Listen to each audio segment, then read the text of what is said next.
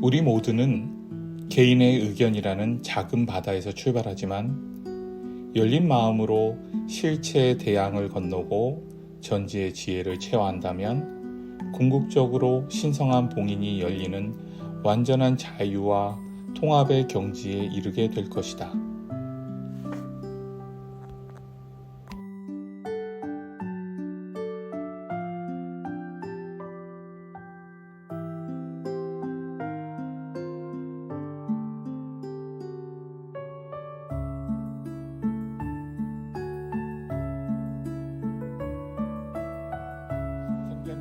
영혼의 어두운 밤, 변화와 각성을 위한 우리의 여정.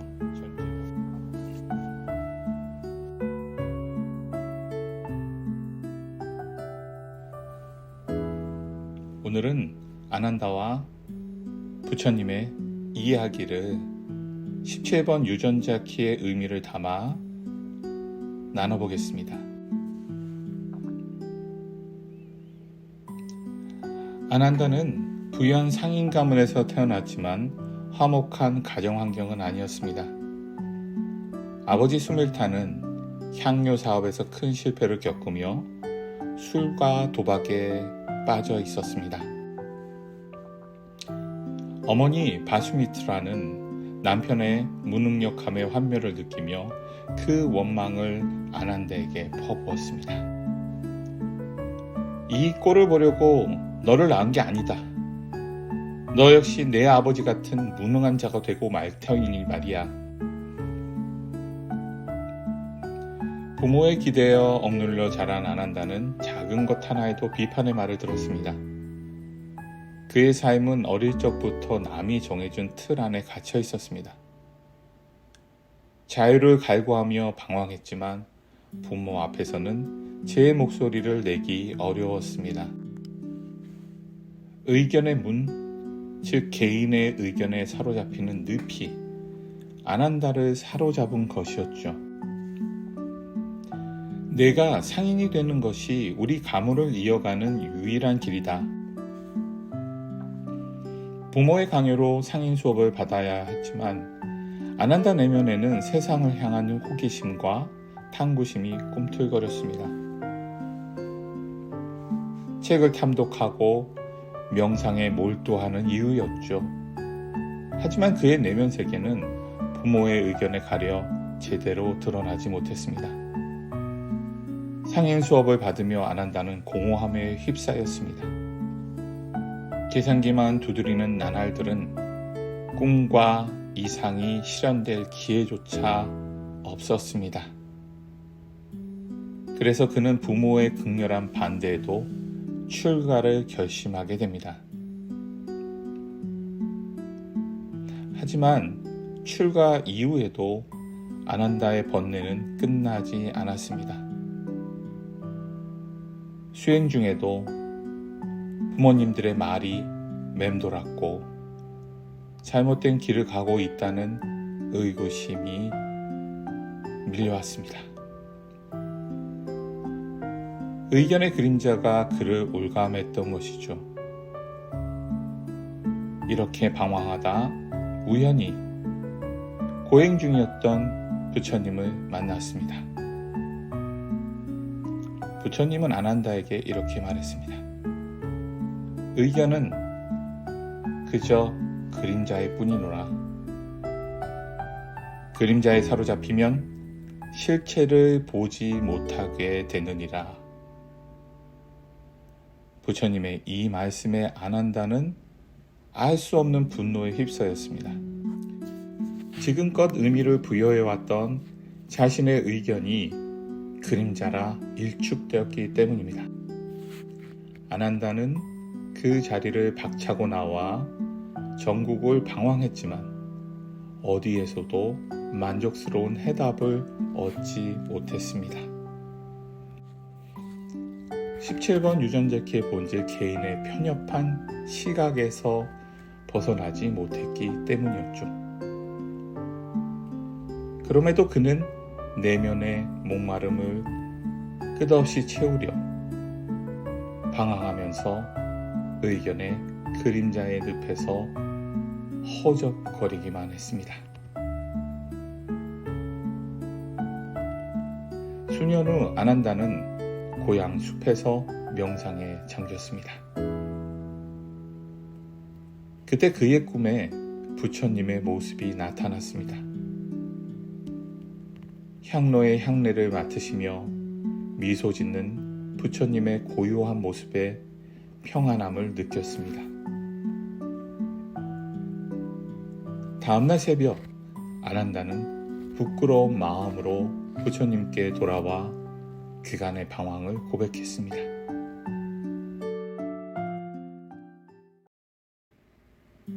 그러자 부처님은 이해한다는 듯 고개를 끄덕이며 나무 그림자를 가리켰습니다.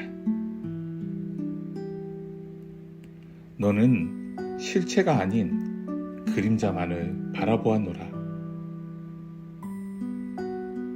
이어 바냐와 한 송이를 건네며 말씀을 이어갔습니다. 이 꽃잎이 너에게 주어진 선물이로다. 이를 통해 참된 지혜의 문이 열리리라. 있는 그대로 바라보는 예지가 밝아지면 비로소 전지의 경지에 이르게 되리라. 아난다는 이 말씀에 자신의 어리석음을 뼈저리게 깨달았습니다. 그리고 부처님 곁에 꾸준히 머물며 그분의 가르침에 귀 기울이기 시작했습니다. 그리고 이어서 부처님께서는 의견의 문에 최상위 경지를 일러주셨습니다. 그것이 바로 신성한 봉인에 이르는 길이었습니다. 전지의 경지조차 지나가는 하나의 관문일 뿐이로다. 진정한 지혜는 저 너머에 있나니 바로 신성한 봉인의 영역이로다. 그곳에서 너는 완전한 자유를 얻고 형상의 경계를 넘나들며 삶의 모든 비밀을 관조할 수 있게 되리라. 신성한 봉인은 모든 것이 완전한 조화와 통합 속에 있는 경지를 의미했습니다.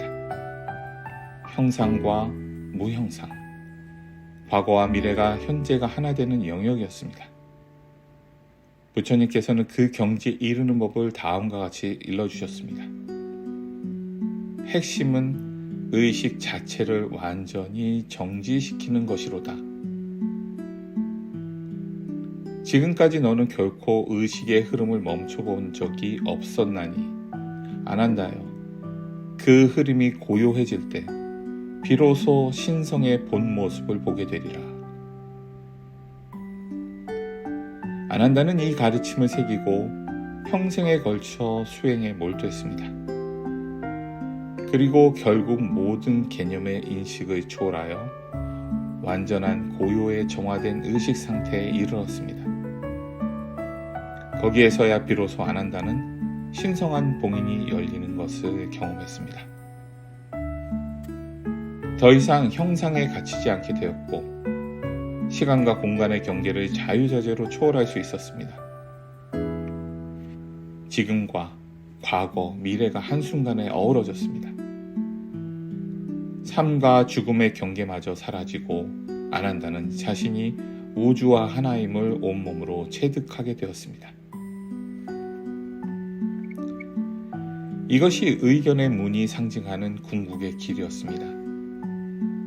개인의 의견을 벗어나 실체를 보고 이어 전지전능의 경지를 거쳐 궁극적으로는 존재의 신성한 봉인을 열어 완전한 자유와 통합에 이르는 영혼의 여정이었습니다. 그리고 부처님께서는 이 신성한 봉인에 이르는 데 있어 더 중요한 원칙들을 일러주셨습니다. 완전한 자유로 나아가기 위해서는 두 가지를 체득해야 하느니라. 첫째는 전지가 앞서야 한다는 것이로다. 우리가 무엇을 그리고 왜 변해야 하는지 진정으로 이해하고 있어야만 비로소 변화가 가능해지느니라. 전지는 모든 것을 아는 지식을 의미하는 것이 아니라 생명과 상호 연결성에 대한 깊은 내면의 지혜를 뜻했습니다. 우리 자신과 세계의 본질을 이해하는 것이야말로 참된 변화로 나아가는 출발점이었습니다. 둘째로는 거절과 항복이로다.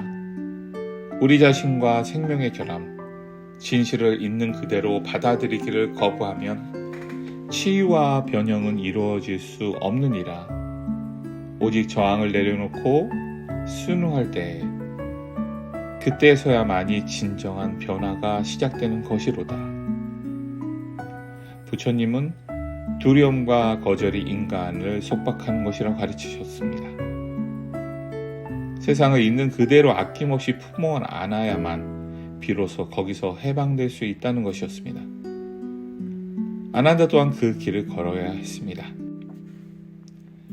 그러나 아난다여, 변화는 종종 작은 차이에서 비롯되느니라. 너의 일상에서 조금씩 변화를 실현한다면 그것이 큰 변형의 발걸음이 되리라. 또한 인류와 자연의 상처를 보듬어 치유하는 일에도 힘쓰거라. 마지막으로 부처님은 의견의 문이 궁극적으로 지향해야 할 목표를 일러주셨습니다. 너는 결국 전지의 시띠, 즉 우주적 지혜와 상호 연결성의 정점에 이르게 되리라. 그리하여 더 큰 전체의 일부임을 깨닫고 그 자리에서 행동할 수 있게 되리라. 아난다는 부처님의 이 가르침을 간직하고 실천에 옮겼습니다. 오랜 수행 끝에 그는 신성한 봉인을 열었고 전지의 시띠에 이르러 우주적 지혜와 일체감을 체득하게 되었습니다. 아난다는 이 지혜를 가르침을 통해 배웠습니다. 일상에서 작은 변화를 실천하고 자신과 타인, 자연을 보듬는 것을 권유했습니다. 그리고 친절과 이해로서 더 평화로운 세계를 만들어갈 것을 일러주었습니다. 이것이 바로 의견의 문이 우리에게 안내하는 신성한 봉인의 여정이었습니다.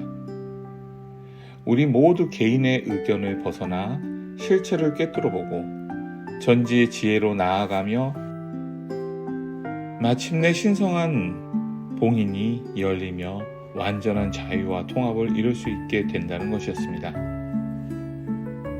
아난다는 이 모든 과정을 체화하여 가르침의 스승이 되었습니다. 그는 제자들에게 열린 마음으로 세상을 바라보고 진리를 직관할 수 있도록 인도했습니다. 가르침을 이은 제자들 역시 세대를 넘어 의견의 문에 영광스러운 여정을 걸었습니다. 시간이 흐르며 많은 이들이 이 길을 따라갔지만 아난다 부처님이 깨달은 의견의 문의 지혜는 변함없이 이어져 왔습니다. 우리가 의식의 한계를 넘어 신성한 본질에 도달할 수 있게 된 것도 이 가르침이 있었기 때문입니다. 이제 의견의 문은 우리에게 거룩한 여정을 제시하고 있습니다.